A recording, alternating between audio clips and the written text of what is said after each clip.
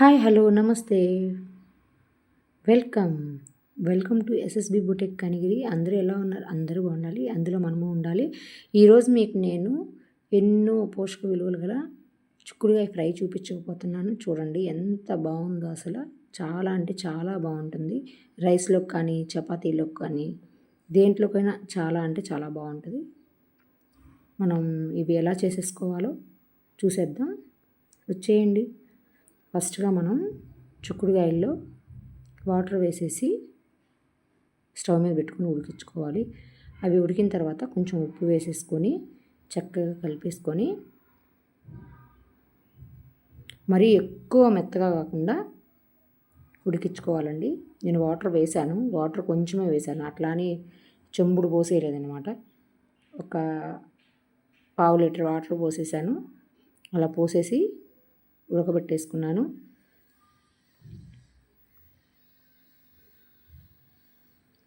ఉప్పు వేసిన తర్వాత అంతా కలిపేసుకున్నాను అనమాట. కలుపుకోకపోతే మళ్ళీ వాటికి పట్టాలి కదా, అందుకనేసి.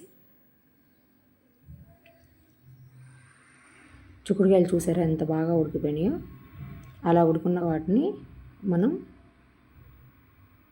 చక్కగా వాటర్ అన్నీ కూడా వంపేసుకోవాలి. వంపేసుకొని ఒక ఆనియన్ కట్ చేసి పెట్టుకున్నాను. ఆనియన్ కట్ చేసి పెట్టేసుకున్నాను. చూసారా ఎంత బాగా ఉడికినాయో. ముందుగా స్టవ్ వెలిగించేసి బాండీ పెట్టేసి ఆయిల్ వేసుకోవాలి. ఆయిల్ కాగిన తర్వాత మనం తాలింపు గింజలు వేసుకొని 2 ఎండుమిర్చి కూడా దాంట్లోనే తుంపి వేసేసుకున్నానండి నేను. అవి 2 కూడా కొంచెం వేగాలి. ఆయిల్ కాగింది. ఆయిల్ కాగిన తర్వాత మనం తాలింపు గింజలు వేసేసుకోవాలి. బాగా వేగిన తర్వాత ఆనియన్స్ వేసుకోవాలి. ఆనియన్స్లో కొంచెం పసుపు, కొంచెమే సాల్ట్ వేస్తున్నాను. ఆల్రెడీ చిక్కుడుకాయలు ఉడికేటప్పుడు వేసుకున్నాం కదా మనం, కొబ్బరి కారంలో కూడా వేసుకుంటామన్నమాట. అందుకని అలా వేగిన దాంట్లో ఆనియన్స్, పసుపు, ఉప్పు వేసేసుకొని చక్కగా వేగనివ్వాలి.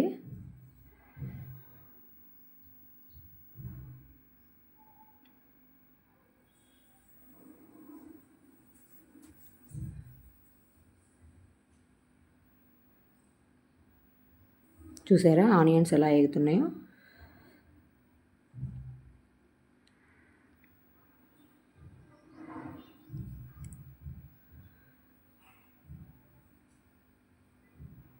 పసుపు కొంచెమే,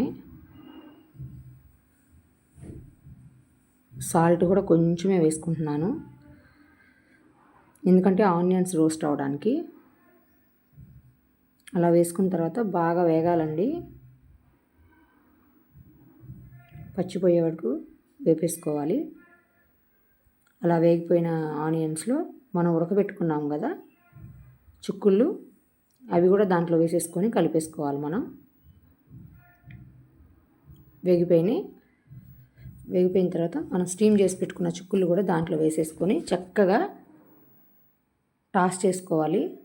అంతా కూడా కిందది పైకి, పైది కిందకి అంతా వచ్చేటట్టు మొత్తం కలిపేసుకోవాలండి. అలా కలుపుకొని కాసేపు మగ్గనివ్వాలి. ఆల్రెడీ ఉడికిపోయినాయి కాబట్టి ఎక్కువ రోస్ట్ చేసుకునే అవసరం లేదు. మరీ ఎక్కువ రోస్ట్ చేసుకుంటే దాంట్లో ఉన్న విటమిన్స్, ఫైబర్ లెవెల్స్ అన్నీ కూడా కోల్పోతాయి. కాబట్టి అంత ఎక్కువ వేగవసరం లేదు. చూసారా ఇలా వేగిన తర్వాత నేను కొబ్బరి, చిన్నులపాయి, ఎండుమిరపకాయలు, ఉప్పు, కొంచెం జీలకర్ర వేసి మిక్సీకి పట్టుకున్న కారం ఉంది, ఆ కారం వేసేసుకున్నాను. కొంచెం హోమ్ మేడ్ అది మసాలా కారం పట్టి పెట్టుకున్నాను. కారంలోనే మనం కొంచెం మెంతులు, జీలకర్ర, ధనియాలు అన్నీ కూడా వేసి కలిపేసి పట్టించుకున్నానండి. అది కూడా కొంచెం వేసేసుకొని కలిపేసుకొని కొంచెం మగ్గనివ్వాలి. అంతే, చిక్కుడుకాయ ఫ్రై రెడీ అయిపోయింది. ఈరోజు మా ఇంట్లో అయితే చిక్కుడుకాయ ఫ్రై సూపర్గా చేశాను. మీ ఇంట్లో అయితే ఏంటి చిన్న కామెంట్ చేసాను ఫ్రెండ్స్. అలాగే నా వీడియో కనుక మీకు నచ్చినట్లయితే ప్లీజ్ సపోర్ట్ మై ఛానల్ అండి. లైక్ చేయండి, షేర్ చేయండి, కామెంట్ చేయండి, సబ్స్క్రైబ్ చేసుకోండి ఫ్రెండ్స్ ప్లీజ్. అంతే, వీడియో అయిపోయింది. Thank you for watching. Bye.